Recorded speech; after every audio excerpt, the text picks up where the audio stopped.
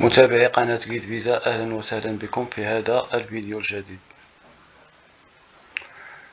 في هذا الفيديو اللي غيكون قصير ما نطولش على المتابعين ديالي، اللي بغيت من خلاله نخبرهم بأن مركز الدار البيضاء والرباط غيكونوا ما خدامينش نهار الجمعة 30 جوان كيف ما كيبان لكم في هذا البلاغ. Nous vous informons que nos centres à Casablanca et Rabat seront fermés le vendredi 30 juin. مركز الرباط ومركز الدار البيضاء ميكونوش خدامين نهار 30 جوان. هذا كتوضيح للمتابعين ديال القناة ديالي والمتابعين بصفة عامة. كتذكير المتابعين الأعزاء وبالخصوص الناس اللي تابعين المركز الرباط، منشاوش التاريخ ديال يوم السبت 1/7/2023 على الساعة 10 صباحا غادي يكونوا فاتحين لي رونديفو. وكتذكير آخر بالنسبة للطلبة هنايا بأنهم باش المواعيد باش اللي محتاج المواعيد كتكون مفتوحة في الدار البيضاء من يوم الاثنين إلى يوم الخميس، ابتداء من فاتح يوليوز. ها هي كما كتشوفوا في هذا البلاغ. Nous tenons à vous informer qu'à compter du 1 juillet, les rendez-vous pour le visa étudiant pour Casablanca seront disponibles au centre de demande des visas du lundi au jeudi. هذا العنوان 6 بولفارد أنوار كازابلانكا،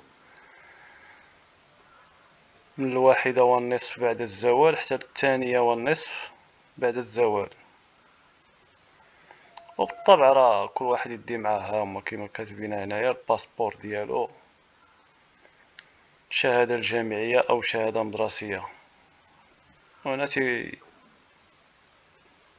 يقول لكم بأن راه لي رونديفو سولون لي داس ديسبونيبل حسب التواريخ الشاغرة.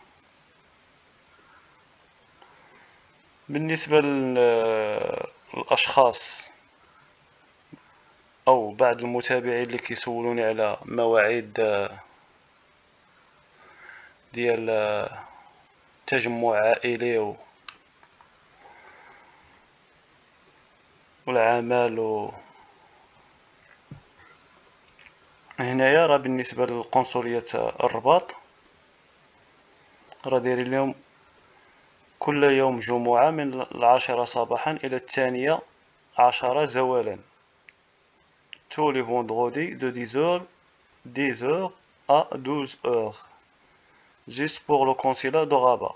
Prise de rendez-vous de visa nationaux personnellement au consulat مباشرة من القنصلية. هذا بالنسبة لقنصلية الرباط، كل يوم جمعة من 10 صباحا حتى 12 النهار. وهنا دايرين obligation de présenter les pièces suivantes selon votre type de visa. إجباريا خاص الواحد يدي معاه الوراقي على حساب الفيزا اللي باغي يطلب. الوثائق ديال اللي كتخص كل طلب فيزا بحال طرافاي العمل يدي الوثائق ديالو، ريزيدونس هادي سون بيت ليكراتيف او اوتر كا اي اوتر كا، هادو تا هما فوتر باسبور بيرمي. هو كلشي واضح هنا في هاد الصفحة. الانسان يدخل لها انا غا كتوضيح وصافي، يدخل لها ويشوف راه كلشي كاين هنايا. وبالنسبة للمواعيد انا راه بان ليا هاد الاستراتيجية اللي تبعت بها ليس كتبان ليا مزيانة. كل خطرة كتفتح سونتر بطريقة تقدم ملموس، استراتيجية مزيانة بالنسبة للناس. الأغلبية راه على ما أظن هي تيتمكنوا من أخذ الموعد ديالهم. هذا فقط الإخوان فيديو